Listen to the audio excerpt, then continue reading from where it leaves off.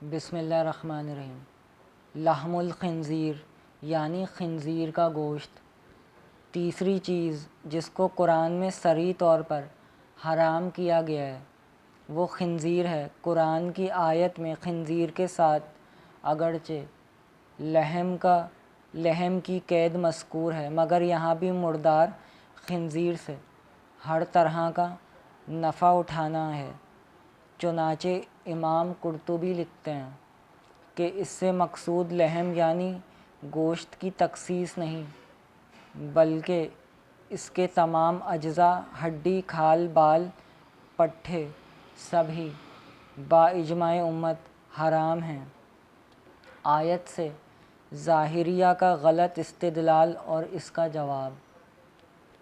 میتہ کی طرح یہاں بھی بعض ظاہریہ نے اختلاف کیا ہے کہ حرام صرف لحم ہے، لہٰذا شحم یعنی چربی حلال ہے، کیونکہ آیت میں صرف لحم یعنی گوشت کا ذکر ہے۔ لیکن ان کا یہ قول اتنا سطحی ہے کہ اہل علم نے اس کو اتنی بھی حیثیت نہیں دی کہ اس کا جواب دیا جائے یا اس کو امت کے اجماع میں رکاوٹ سمجھا جائے۔ چنانچہ ان حضرات نے اس کے خلاف اجماع کی تصریح کر دی ہے۔ جہاں تک اس آیت میں لحم کے لفظ سے ان لوگوں کے استدلال کا تعلق ہے تو اس کا جواب یہ ہے کہ اول تو لحم کے ذکر سے شحم کی نفی اس لیے نہیں ہوتی کہ از روئے لغت لحم کا اطلاق شحم پر بھی ہوتا ہے۔ باقی آیت میں صرف لحم کی تصریح اس وجہ سے ہے کہ کسی حیوان کے اجزاء میں سے عموماً گوشت ہی کو کھایا جاتا ہے۔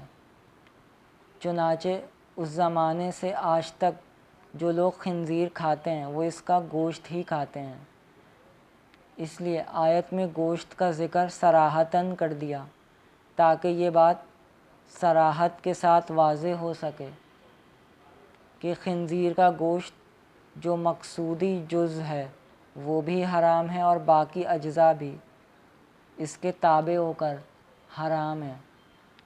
علامہ صابونی فرماتے ہیں کہ آیت میں لحم کا لفظ بڑھا کر خنزیر کے حرام لعینی ہونے کی طرف اس طرح سے بھی اشارہ ہے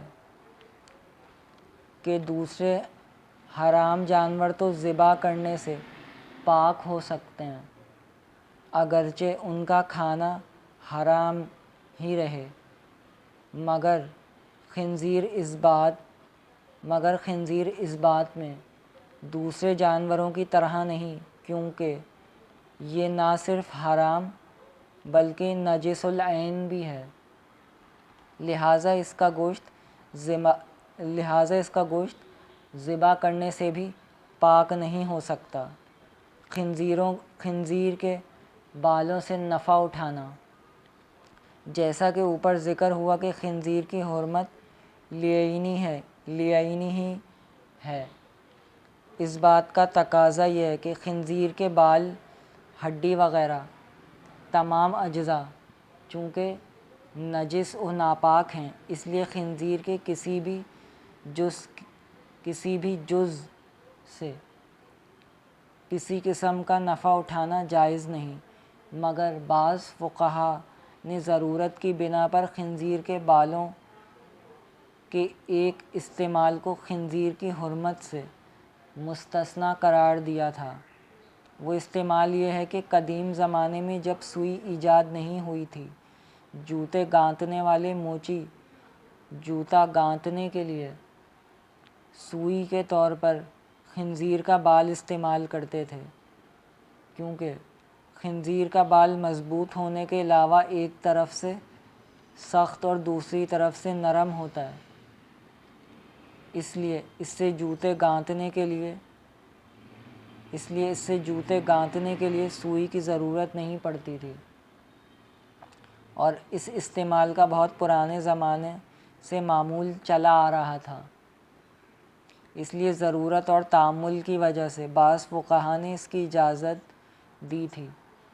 گویا قیاسی طور پر اس استعمال کی بھی گنجائش نہیں بنتی، مگر ان فقہا نے استحسان بالضرورت کے طریقے پر اس صورت کو خنزیر کے حرام استعمال سے مستثنیٰ قرار دیا تھا۔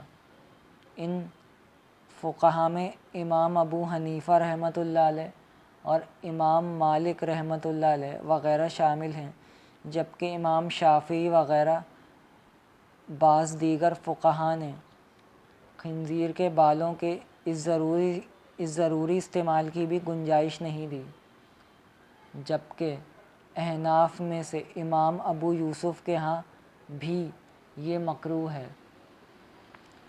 یہ تو مذاہب کی تفصیل ہے، لیکن کیا خنزیر کے بالوں کا یہ استعمال آج کل بھی جائز ہے؟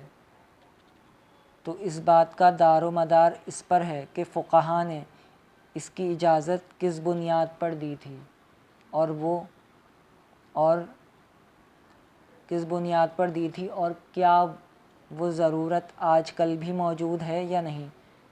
اس بارے میں علامہ قرطبی رحمۃ اللہ علیہ یہ فرماتے ہیں کہ امام مالک نے یہ گنجائش تعامل کی بنیاد پر دی تھی، کیونکہ اس استعمال کا تعامل بقول ان کے رسول اللہ صلی اللہ علیہ وسلم کے زمانے سے چلا آ رہا تھا۔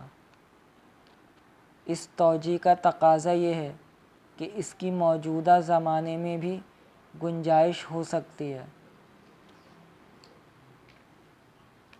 لیکن گزشتہ تفصیل سے ظاہر ہے کہ یہ استعمال صرف ضرورت کی وجہ سے جائز تھا۔ موجودہ زمانے میں جب سوئیاں ایجاد ہو گئی ہیں اور خنزیر کے بال کے استعمال کی کوئی ضرورت باقی نہیں رہی، تو جز خنزیر کا یہ استعمال بھی جائز نہیں۔ چنانچہ علامہ ابن عابدین شامی رحمۃ اللہ علیہ نے رد المختار میں اسی کو راجح قرار دیا ہے۔ بس آج کے لیے اتنا ہی۔